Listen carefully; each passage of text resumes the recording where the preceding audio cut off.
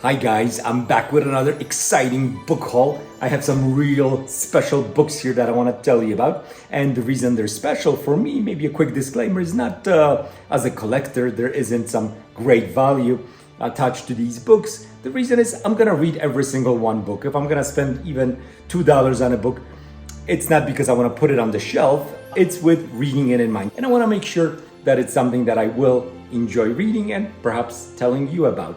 So let's get into this book haul, but actually before we do, I want to tell you about what I'm reading now, super quick, and also what I just read. So let's start with that.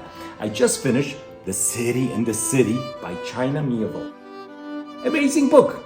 It started off a little rough for me. I had to take my time with it because there is an unusual syntax to this book. The way words are put together within a sentence is a little different. I think the reason for that is the author wanted us to kind of feel as if we're in a different world, in a different city. In fact, in a city within a city. That's the premise of this book. There's this place that feels a little bit like a mix of maybe Budapest with Istanbul.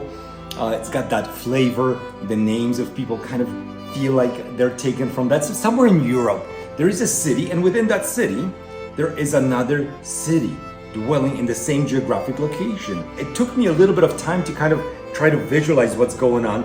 People from when they're born, basically, they're taught to unsee the other city. In fact, it's a completely different country. In fact, it's illegal to see the other city, and there is a significant punishment. So very interesting, very fascinating. I suppose it's a little bit of a take on East-West Berlin, Iron Curtain, cutting off a single city into two pieces, but this is much different. So this was a genius idea, I thought, very well described, well executed, and there's a mystery, there's a murder mystery at the heart of this book, and that was good, but it wasn't great. The murder mystery wasn't like best ever, but the combination of the interesting writing, once I got used to it, the world building, felt very original, very authentic. I really like this book at the end of it, and I'm definitely looking forward to reading more from China Miéville, an Englishman who wrote this book, and it really feels very original. I'm gonna read probably Embassy Town next by this author, not next, but when I get to reading him, it's gonna be Embassy Town. Now, this is what I started reading right after I finished City in the City, Wool by Hugh Howey. And the reason I'm reading this now, it wasn't on my TBR, but the reason is the Scythe series on TV, I think it's on Apple TV Plus, whatever it's called, is very popular. It's their #1 show. It's getting great reviews, and I cannot wait to see it, but I wanted to read the books first. So Wool is the first book in the Scythe series, and I just started it, so it's pretty early, but the beginning, really good. So it starts off really well. I'm already intrigued. I'm already engrossed in the feel of the silo living underground, the mystery of that, the darkness, the oppression, the claustrophobia. Excuse me. This is what happens when you have 3 dogs in one house. You get hair everywhere. Anyway, good book. Interesting thing about Hugh is he published these books himself, self-published books that later, of course, were picked up. And now I'm sure he's making a lot of money off of the TV show rights. So congratulations, Hugh. That's a great story of someone who was writing these books, I believe, on his lunch breaks at work. Very interesting for any aspiring writers, this type of story. Now let's see.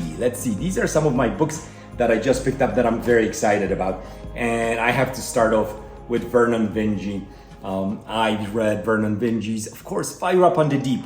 If I'm pressed, I'm gonna say it's my #1 science fiction book of all time, thus far. These things can change, feelings about a book can change, but just remembering back when I read that book, what my feelings, what my thoughts, the amazement of the vastness of the universe, and the interesting juxtaposition of mysterious science with a very basic idea of survival on a foreign oppressive planet, with the incredible times, kind of like dogs, weasels that have a pack mind, where there's 5 or 6 of them living as a single individual, even though each one is different, and how they communicate. And Vinge does not hold your hand in that book at all. I had to figure it out on my own as I was reading, and it was a fabulous experience. So I love Fire Up on the Deep. on many, many different levels. Just a great book. And now I have the follow-up, which is The Children of the Sky, which is not really well reviewed, but I do want to read it because I think it takes place mostly on that Tynes world, where humanity and Tynes, those pack-mind dogs, let's call them, are sharing the planet together. So I'm really curious about that. But Deepness in the Sky is actually a prequel to Fire Up on the Deep, and this one has high praise. So I'm very excited to get back to that world. I got these two books very cheap. They're not in fabulous condition. This one is pretty good. Children of Sky, not as good, but these are tough to find, Children of Sky. I never run into them. I don't really buy books online. I like to physically go to bookstores. So it takes me a little bit longer to find the book that I want because of that. But let's continue. So this one is, this one I think I picked up new. So I was gonna say it's in great shape. It's freaking new. Heinlein, Starship Troopers. Heinlein is not one of my favorite authors. From the big three, he would be on the bottom, and he wouldn't be a big three for me. I don't like necessarily his politics, how he inserts himself into books, very heavy-handed, very on the nose. Especially I'm thinking about Stranger in a Strange Land, which I had a hard time finishing. The book started off really good, and then the more I read, the worse it got. Kind of the opposite of the City and the City experience, but still, it's Robert Heinlein, Starship Troopers. I have not read it. I want to read it. The reason also I want to read it fairly soon is because I have Joe Haldeman's Forever War very fresh in my mind, and I love that book. I love the book. I love the outlook. Very pacifist. I mean, Joe was a soldier. Excuse me. He was in Vietnam, so this was his political statement, but I think it was done very well. This is kind of the opposite, very controversial book because it kind of glorifies war.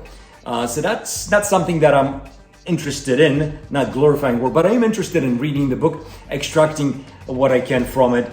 I do think even if you don't agree with a certain viewpoint, it is important to acknowledge it, to read it, to find out why someone thinks a certain way. So I don't know if I'm gonna like this book because Heinlein, I don't always, get along with him, but I'm interested in reading it. Here's another book that I'm not sure if I'm gonna write, if I'm gonna like, but I am excited to read. This is of course not science fiction. Blood Meridian. Mr. McCarthy passed away very recently. A few weeks ago, it was said that he is the greatest living American author. He passed away. I've never read Blood Meridian. I'm definitely interested in reading it sometime this year. I know it's a dark, dark story. Let me know if you've read this one or any of the previous books that I mentioned. What were your thoughts on any of them? Please let me know in the comments below. But Blood Meridian is a tough, tough read. It takes place, I believe, like 1850s, the border of Mexico and with Texas, and it's dark. And there's a protagonist, is a 14-year-old boy. I think his name is the Kid. He's not even named.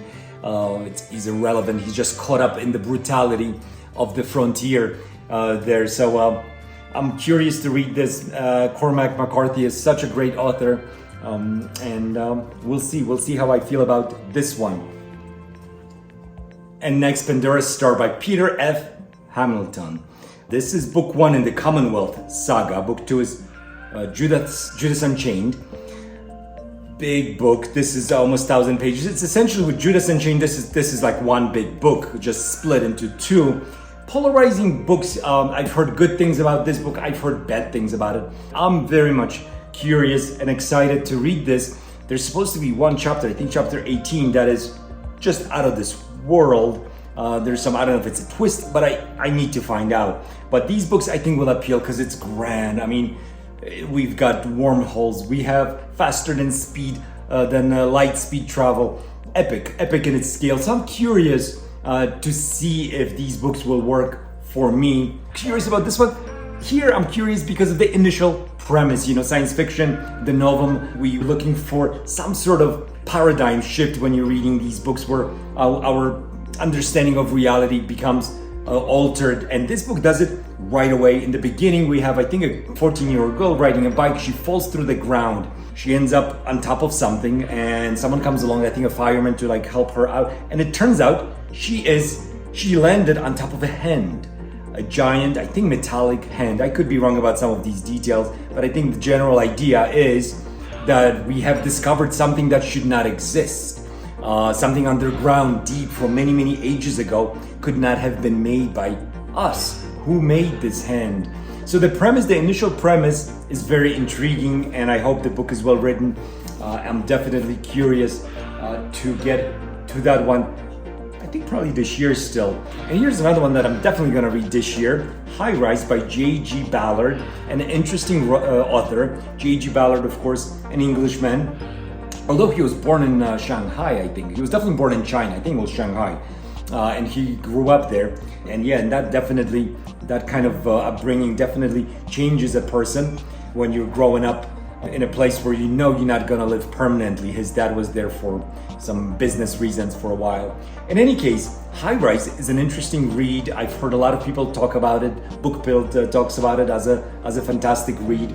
And kind of with The City and the City, we have this one city where two populations are living. In this case, we have a high rise where different strata of men and women are occupying the building, and the rich, I guess, live on top, and just breakdown in civil society starts to occur in this building. Kind of craziness happens. The way we could foresee disastrous ending to humanity on a larger scale, this, I think, is happening within just one building, one high rise. So an interesting idea to kind of condense the good and the bad about humanity, put it into one place and see what happens. And I could be off about some of the details of this book, but that's kind of my idea of what it is all about. We'll see. Of course, J.G. Ballard was one of the new wave writers in science fiction. So I'm really excited to read him, as I have not read any J.G. Ballard books.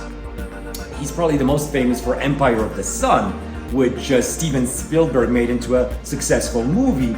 The protagonist was played by Christian Bale, and Christian Bale was actually playing J.G. Ballard himself. I'm excited about this book. Neil Shusterman, Scythe. This is a book that I'm excited to read because I want to sell my daughter on it. My younger daughter. I'm hoping she'll read this one. It's a young adult book, but I've heard that it's a very good book, that it could definitely be read by adults and they will enjoy it. So I'm hoping to enjoy it because I'm going to read it and then I'm going to tell her about it. And that's kind of have the hoops you have to jump through as a parent sometimes to get your kids to read these days. Both of my girls do enjoy reading. My older one used to read voraciously. Now she's 18, she doesn't read as much. Unfortunately, the little one is not so little. She's 14 and big, but she's still reading a lot, and I'm hoping she'll like this one, and I'm hoping we can, connect through the reading experience, shared reading experience. We'll see. Joe Haldeman, I picked this book up, The Accidental Time Machine. I love time travel. It's one of my favorite tropes. And Joe Haldeman, I think I mentioned I read recently The Forever War, and I loved The Forever War. So I'm hoping I will enjoy this read just as much. We'll see. I don't know much about this book. I don't think it's one of his most famous ones. Obviously, The Forever War would probably take that honor. But from what I've read about it, it looks good. It looks promising. So I'm very much excited to read it. So next on the list of books that I picked up, this one traveled all the way from Poland via my mother-in-law, who's visiting us, and I'm very excited about this one. Gniazdo Światów by Marek S. Huberath, which the title translated would be Nest of Worlds. The book is, of course, translated into English, but it's not easy to find. But Marek Huberath is an interesting, probably the most interesting living Polish science fiction writer. Of course, the crown of the best ever would go to Stanisław Lem, but this book is fascinating from what I've been able to gather. It's a book that deals with many different themes. It's supposed to be somewhat similar to Dispossessed by Ursula K. Le Guin in the feeling that it offers, but it mixes philosophical with hard science fiction. Huberath is a physicist. He lives in Krakow, Poland, and I'm really curious to read this book. I've heard, again, nothing but good things about it. We'll see. I'll let you know if this is worth searching for in the translated version. Here are two books that I picked up just because you may have heard me talk about T.J. Klune's In the Lives of Puppets. That science fiction book was so much fun. I loved it. Start to finish, just incredible characters, found family, And these are two books that said author wrote also, and I just wanted to have all three because they're gonna look beautiful on the shelf, and I cannot wait to read these as well. At least one of these is going to get read this year, probably The House in the Cerulean Sea, because that one is probably the most well-known of this author.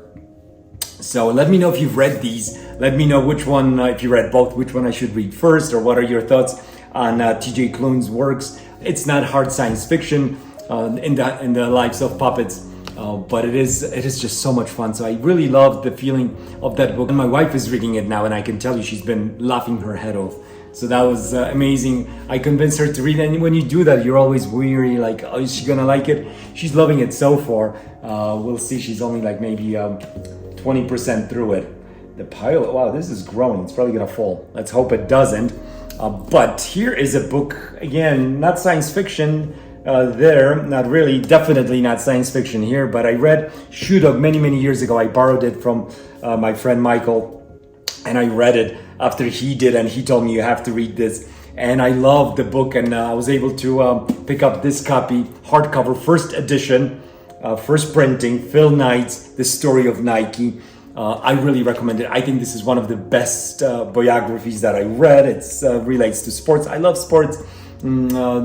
Maybe Agassi Open is another autobiography within the realm of sports that I loved equally. But Shoe Dog is amazing because it's so much fun, because it's about sports, but it's about building a company, building a brand, and it's funny at times, and it's such an honest story of how this small company grew into a powerhouse that it is now. And of course, I think Netflix, I haven't seen it, but Netflix has a show that's partly based on this book about the signing of Michael Jordan to a shoe deal. So I recommend you check that out as well. Shoe Dog, I'm gonna reread it for sure. I'm excited about that book. And we're gonna go fast now. Frederick Paul, Beyond the Blue Event Horizon, hardcover, first edition, part 2 of the Hichi saga. I'm gonna have to find part 1 before I read this one. Part 1 is, of course, a gateway. So let me know if you've read this whole, I think there's like 6 books in the main saga. And then we have Arthur C. Clarke, Sands of Mars. I love Arthur C. Clarke. I have not read Sands of Mars, so I'm excited. I'm not gonna pile these any higher because it is gonna fall, and I don't like throwing books. Robert Silverberg, underrated, amazing author, right? Time of Changes, I have not read. I know this isn't the easiest Silverberg. Lord Valentine is probably a better start if you're new to Silverberg, but this is a winner of a Nebula Award. Some problematic things with this Silverberg, very sexually charged book. Not everyone gets along with it. It's a book of its time for sure. I believe the treatment of women, I haven't read it, is problematic for some, but with the understanding that this was written in a different time, I feel you can read a book like this, extract what you want from it, and maybe just skip over the parts that are a little more difficult to swallow. Paul Anderson's Tau Zero. This is the ultimate science fiction book. It's been called by some. I think James Blish made that statement about this book. We're on a spaceship that's hurling through space, and for whatever reason, there's some sort of a cloud formation that messes with the ship, and now the ship is out of control, going at the speed of light, or maybe even beyond the speed of light. I don't remember, but I'm interested in reading this book. Very hard science. So it's for those who love math, physics. I love math, physics in theory, but when it gets a little too deep, I'm lost very quickly. So that's the deal. Stars My Destination, last one. Alfred Bester, again, like Silverberg, one of the fundamental, science fiction authors. And I have not read Stars My Destination, otherwise known as Tiger. I think Tiger is the British edition. Anyway, doesn't matter. Or the original was Tiger, then it was switched to Stars My Destination. I kind of like Tiger. I think it's got a good ring to it. Let me know if you've read these books. Which one should I read first? Because I have so many of them here. Stars My Destination is a classic, and I'm curious to read this book. It's a precursor to Cyberpunk. It comes before Neuromancer, We'll see what I think about it. I'm definitely gonna read it, probably this year. So yeah, thank you so much for watching. Let me know once again. I'm gonna ask you to leave a comment. Let me know what you're reading. Let me know what I should read. If you've read any of these coming soon books, let me know if you've read The City in the City. If you enjoyed it, if you've read the Silo series, starting with Wool, which I'm reading currently. Also, please, leave a comment, leave a like, and I'll talk to you next time. Bye.